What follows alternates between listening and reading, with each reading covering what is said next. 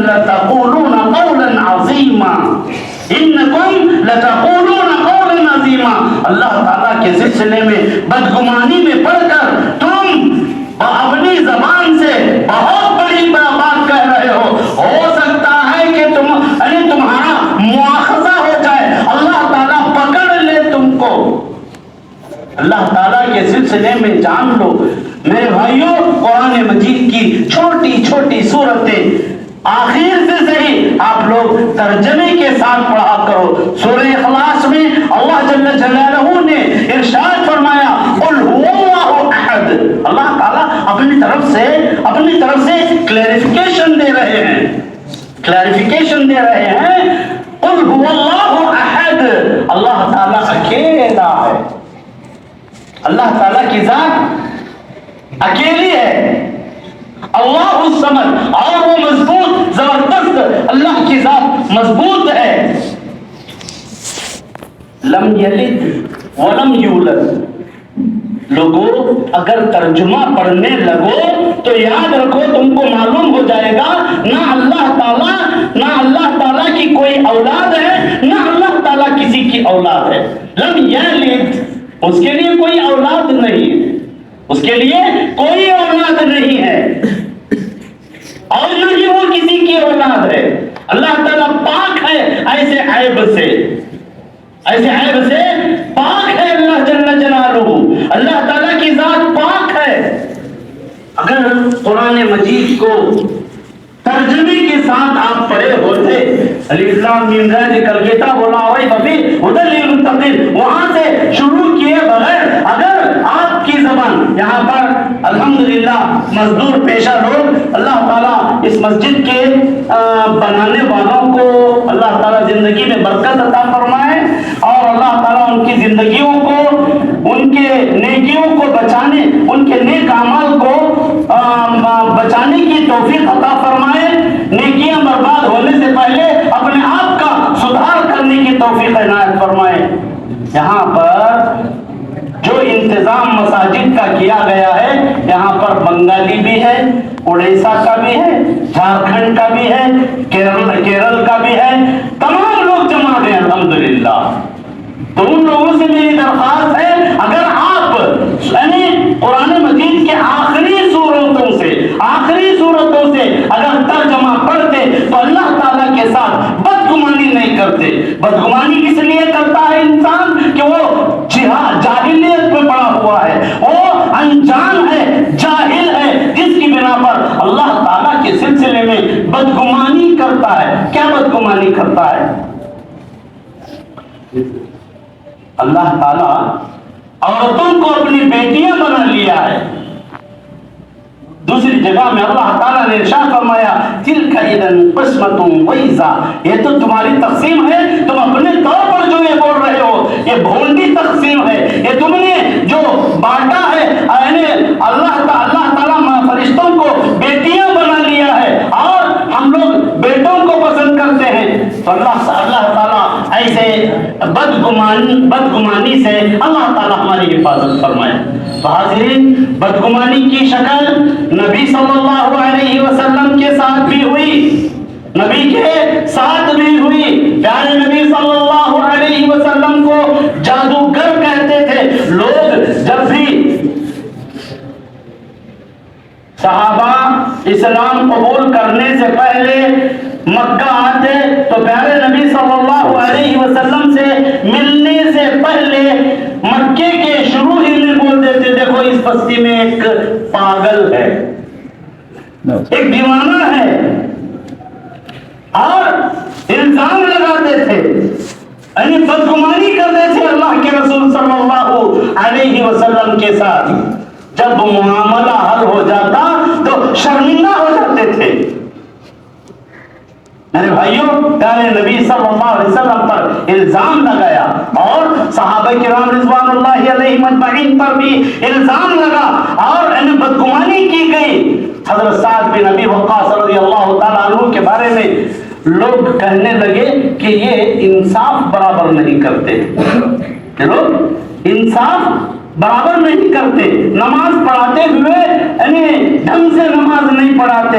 حضرت سعد بن ابی وقاص رضی اللہ تعالیٰ عنہ کے اوپر الزام لگایا گیا، ایک آدمی یعنی بدگمانی کرتے ہوئے حضرت سعد بن ابی وقاص رضی اللہ تعالیٰ عنہ کو بتایا یہ مال کو غصب کرنے والے اور یعنی وہ تقسیم کرتے ہوئے بیت المال کا مال تقسیم کرتے ہوئے وہ انصاف سے کام نہیں لیتے، الزام بھی لگایا، بدگمانی بھی کی، جس کا نتیجہ یہ ہوا احادیث میں اللہ کے پیارے نبی صلی اللہ علیہ وسلم کے صحابہ جو دیکھا کہ سعد بن ابی وقاص رضی اللہ تعالیٰ عنہ پر یہ الزام لگانے والے اور بدگمانی کرنے والے کا حال کیا ہوا۔ ایک آدمی تھا حضرت سعد بن ابی وقاص رضی اللہ تعالیٰ عنہ کے اوپر الزام بھی لگایا، بدگمانی کرتے ہوئے الزام لگایا کہ یہ صحیح طور پر بیت المال کا مال تقسیم نہیں کرتے، نماز پڑھاتے ہوئے یہ ڈھنگ کی نماز نہیں پڑھاتے، بہرحال کئی ایک الزام بھی لگایا اور بدگمانی بھی کیا۔ تو اللہ کے پیارے نبی صلی اللہ علیہ وسلم کے صحابی حضرت سعد بن ابی وقاص رضی اللہ تعالیٰ عنہ نے اس کے سلسلے میں چند بددعائیں کر دی۔ حضرت سعد بن ابی وقاص رضی اللہ تعالیٰ عنہ کے بارے میں معلوم ہے کہ مستجاب الدعوات تھے۔ حضرت سعد بن ابی وقاص رضی اللہ تعالیٰ عنہ مستجاب الدعوات تھے، ان کی دعا قبول کرتا تھا اللہ تعالیٰ، اللہ تعالیٰ سب کی قبول کرے گا۔ لیکن سعد بن ابی وقاص رضی اللہ تعالیٰ عنہ بولتے ہیں کہ دیکھو جو شخص میرے سلسلے میں بدگمانی کا شکار ہے اور مجھ پر الزام لگا دیا، کیا الزام لگا دیا؟ میں انصاف نہیں کرتا ہوں، بیت المال کا مال کھا جاتا ہوں۔ تو حضرت سعد بن ابی وقاص نے اس آدمی کے سلسلے میں بتایا، اے اللہ اگر وہ ناحق پر ہے، مجھ پر الزام لگا رہا ہے، مجھ میرے سلسلے میں بدگمانی میں پڑا ہوا ہے، تو اے اللہ اس کی عمر میں اضافہ کر دے۔ تو بھائیو یہاں پر ایک بات مجھے بتانا ہے، پورا واقعہ سننے کے بعد بتانا ہے کہ سعد بن ابی وقاص رضی اللہ تعالیٰ عنہ اس آدمی کے بارے میں بتاتے ہیں کہ اے اللہ اگر یہ میرے سلسلے میں بدگمانی میں مبتلا ہے اور الزام لگا رہا ہے، اس کی عمر میں اضافہ کر دے اور اس کی خواہش کو بڑھا دے، اس کی نفسانی خواہش کو بڑھا دے۔ تو صحابہ کرام رضوان اللہ علیہ مجمعین نے بتایا، ہم نے مشاہدہ کیا سعد بن ابی وقاص رضی اللہ تعالی عنہ پر الزام لگانے والا، بدگمانی کرتے ہوئے الزام لگانے والے کو سعد بن ابی وقاص رضی اللہ تعالی عنہ کی بددعا کا ایسا اثر ہوا کہ وہ راستے پر بیٹھتا تھا، راستے پر بیٹھ کر اس کی عمر کی کیفیت کیا تھی؟ اس کی آنکھوں کی پلک جیسے داڑھی کے بال، مونچھ کے بال بڑھ جاتے ہیں، ویسے آنکھوں کے اوپر یہ جو بھاؤ جو ہے، ایبروز کے جو بال ہیں وہ بڑھ کر آنکھوں کے اوپر پڑ گئے تھے۔ سعد بن ابی وقاص رضی اللہ تعالی عنہ کی بد دعا کا اثر، اس نے حضرت سعد بن ابی وقاص رضی اللہ تعالی عنہ کے سلسلے میں بدگمانی کرتے ہوئے جو الزام لگایا، اس کی سزا کیا ہوئی؟ بتایا کہ وہ اپنی آنکھوں کے اوپر بڑے ہوئے بال کو ایسے اٹھا کر لڑکیوں کو جاتی لڑکیوں کو آنکھوں سے اشارہ کر کے چھیڑتا تھا۔ تو لڑکیاں کیا کرتی؟ پیر سے چپل نکالتی، سر پر تڑ مارتی تھی۔ تو حالت یہ ہوئی سعد بن ابی وقاص رضی اللہ تعالیٰ عنہ کے بارے میں، وہ کہتا ہے کہ اصابتنی دعوت سعد، بتایا کہ مجھے جو مصیبت ہوئی ہے، مجھے جو تکلیف آج ہو رہی ہے، یہ حضرت سعد بن ابی وقاص رضی اللہ تعالیٰ عنہ کے سلسلے میں نے جو بدگمانی اور الزام سے کام لیا تھا، اس کی بد دعا ہے، جس کی وجہ سے میری عمر میں اضافہ ہو گیا، جس کی وجہ سے بال بڑھ گئے آنکھوں کے اوپر اور خواہش بڑھ گئی۔ تو خواہش کا नतीजा क्या है? बालों को पूरी आंखें बंद हो गई थी, पूरी आंखें बंद हो गई थी, बाल आड़ा आ गए थे, हटाकर ये आंखों से इशारा करता और लड़कियों को छेड़ता तो वो लड़कियां मारती थी उसको चप्पल से। तो हाजिरीन, बदगुमानी जो है, बदगुमानी क्या होती है? हज़रत साद बिन अबी वक़ास रज़ियल्लाहु तआला अन्हु के सिलसिले में बदगुमान होकर इल्जाम भी लगा दिया, उसकी सजा दुनिया में सहाबा किराम रिज़वानुल्लाहि अलैहिम अजमईन कहते हैं कि वो आदमी कहता था असाबतनी दावतु साद, मुझे साद बिन अबी वक़ास रज़ियल्लाहु तआला अन्हु की बद्दुआ लग गई है, मैं उनके ऊपर बदगुमानी करते हुए इल्जाम लगा दिया था और उन्होंने मुझे मेरे सिलसिले में बद्दुआ कर दिया। हाज़िरीन, इसीलिए बदगुमानी का नतीजा जो होता है, बदगुमानी का नतीजा रिश्ते बर्बाद हो जाते हैं, रिश्ते बर्बाद हो जाते हैं। हमारे पास किसी किस्म की तहकीक नहीं है किसी भी मसले में, हत्ता कि अल्लाह के रसूल सल्लल्लाहु अलैहि वसल्लम इल्जाम आने से पहले, बदगुमानी से पहले आप लोगों को एक हदीस का वाकया सुना दूं। अल्लाह के रसूल सल्लल्लाहु अलैहि वसल्लम एक मसला एतिकाफ में बैठे हुए थे, रात के अंधेरे में, चूंकि पर्दे का भी लिहाज रखना था, हज़रत सफिया रज़ियल्लाहु अन्हा उम्मुल मोमिनीन, उनकी बीवी हमारे लिए कौन होती है? उम्मत की माँ, उम्मुल मोमिनीन हज़रत सफिया रज़ियल्लाहु तआला अन्हा आकर कुछ अहम मामलात के सिलसिले में एतिकाफ की हालत में रात के वक्त बात करते हुए खड़ी थी।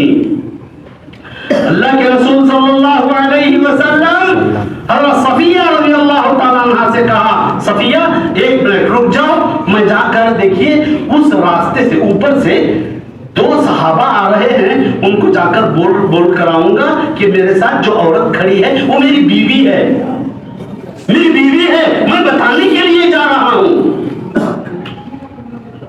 सफिया रज़ियल्लाहु तआला अन्हा फरमाती है, अल्लाह के रसूल सल्लल्लाहु अलैहि वसल्लम अल्लाह ताला ने आपके अगले और पिछले तमाम गुनाह माफ कर दिया है, आपको सराहत देने, आपको क्लियर करने की क्या जरूरत है, लोगों को वजाहत और क्या है सफाई देने की क्या जरूरत है।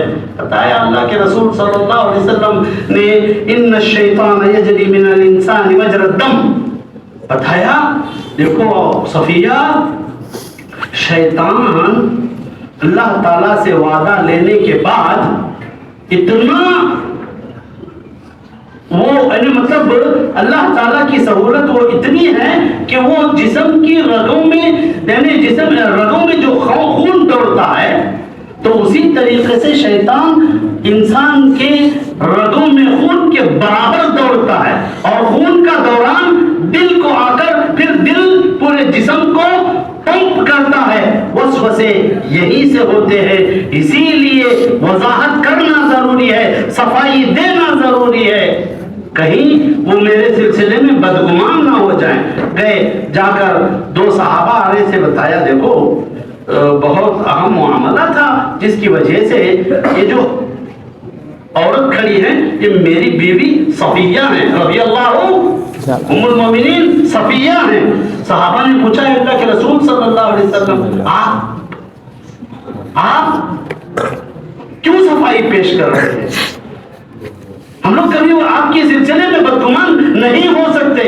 तो अल्लाह के रसूल सल्लल्लाहु अलैहि वसल्लम ने फरमाया, यकीन है कि आप बदगुमान तो नहीं होंगे, लेकिन शैतान की कैफियत यह है कि जिस्म की रगों में खून जैसे दौड़ता है वैसा शैतान बराबर तौर पर खून के साथ दौड़ता है और वो वसवसे डालेगा और आप बदगुमान हो जाओगे और गुनहगार हो जाओगे। तो बदगुमानी का असर ये होता है दोस्तों, बदगुमानी का असर ये होता है, बदगुमानी में रिश्ते बर्बाद हो जाते हैं। यानी आदमी फैसला कर लेता है किसी के सिलसिले में, सुन लिया तो नहीं उन्हों वैसा पुराने उन्हें क्या है मार को खाने वाले और हो सकता है ऐसे ही किया हो। तो تو زبان سے بدگمانی کی وجہ سے الزام اور الزام کے ساتھ بدگمانی کے ساتھ الزام آ جاتا ہے، تو اس کے بعد یعنی اس کے آگے جو معاملات ہوتے ہیں اللہ تعالیٰ نے سورہ حجرات میں بھی بتایا کہ آدمی بدگمانی کے بعد رشتے توڑنے میں آ جاتا ہے۔ رشتہ توڑنا اتنی بری بات ہے، اللہ تعالیٰ اس کے یعنی اللہ تعالیٰ کا تعلق ختم ہو جاتا ہے اللہ کے بندے سے جو رشتے توڑنے لگے، جو رشتوں کو توڑنے لگے۔ رشتہ توڑنے کا سبب کیا ہے؟ بدگمانی ہے دوستو، بدگمانی ہے۔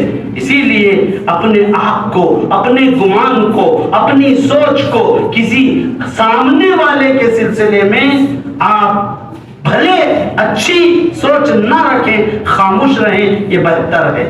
زبان اگر کھولیں گے تو آپ بدگمانی کا شکار ہو جائیں گے اور ساتھ میں آپ الزام لگا دیں گے، اور الزام لگانے کے سلسلے بدلے میں آپ گنہگار ہوں گے اور جہنم کی آگ میں جلنا پڑے گا۔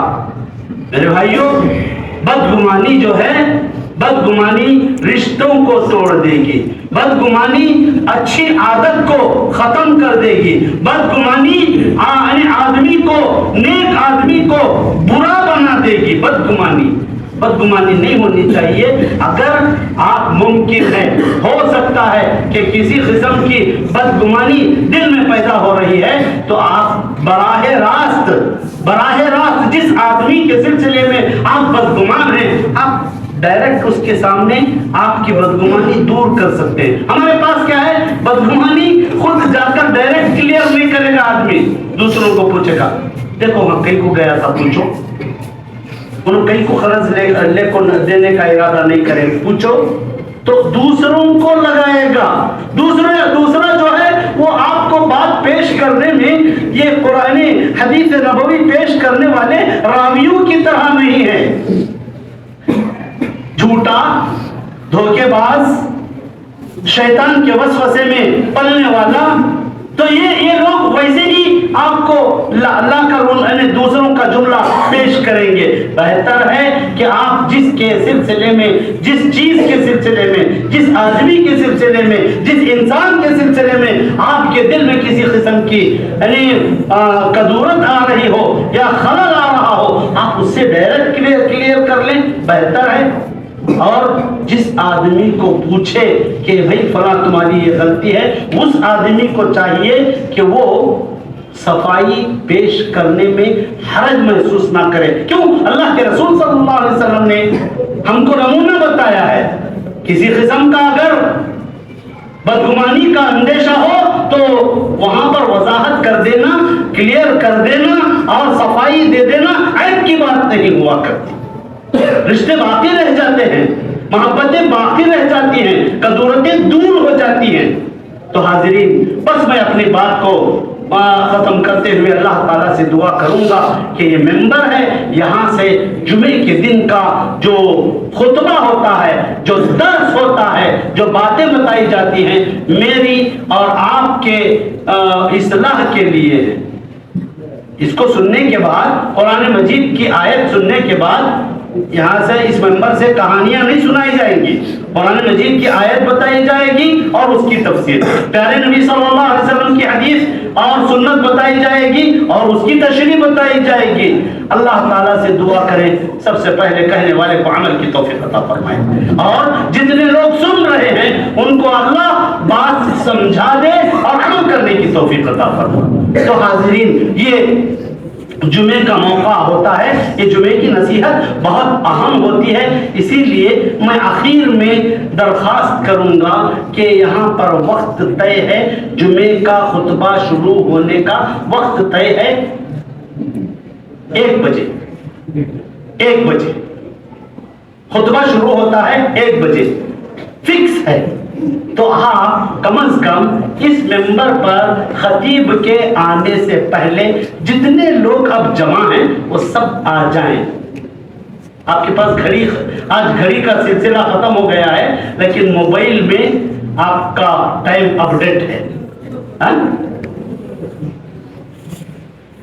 آپ سیٹ کریں یا نہ کریں، آپ کے پاس موبائل ہے، آپ وقت دیکھ کر وقت سے پہلے آئیں تاکہ جمعے کا پورا ثواب آپ کو ملے۔ کتنا ثواب ہے؟ وہ جمعے کا ایک خطبہ دینا پڑے گا کہ سرخ اونٹ، پہلے جمعے کے خطبے کے لیے مسجد میں اول وقت میں آنے والے کے لیے ایک سرخ اونٹ کی قربانی کا اجر و ثواب ملے گا۔ تو ہم لوگ اس سلسلے میں معلوم رکھ کر بھی کیوں دیر سے آتے ہیں؟ اتنا بڑا ثواب تو ہم کو سے بڑے گنہگار، ہم اس لیے تھوڑی بڑے گنہگار ہیں کہ وہ سرخ اونٹ قربانی میں دے اور نیکیاں حاصل کریں۔ ہماری تو چھوٹی چھوٹی نیکیاں ہیں، غلطیاں ہیں۔ آدمی غلطیوں کو، گناہوں کو معمولی نہ سمجھے، معمولی نہ سمجھے۔ بس میں اپنی بات کو ختم کرتے ہوئے اللہ تعالیٰ سے دعا کرتا ہوں، اللہ تعالیٰ بدگمانی سے بچائے، اور اللہ تعالیٰ ہم تمام کو بدگمانی کے ذریعے جو چیزیں بدگمانی کے پیش خیمہ ہوتی ہے اور اس کے بعد جو بڑے بڑے معاملات ہوتے ہیں اس سے خاندان برباد ہو جاتے ہیں۔ اللہ تعالیٰ ایسی بری لعنت سے ہماری حفاظت فرمائے، اور اللہ تعالیٰ جب تک دنیا میں زندہ رکھے اللہ کی کتاب کو ہمارے لیے نجات سمجھ کر پڑھنے کی توفیق عطا فرمائے، اور اس میں جو نصیحت ہے اس کو جاننے کی توفیق عطا فرمائے اور عمل کی توفیق عطا فرمائے۔ اقول قولی ھذا استغفر اللہ لی ولکم ولسائر المسلمین۔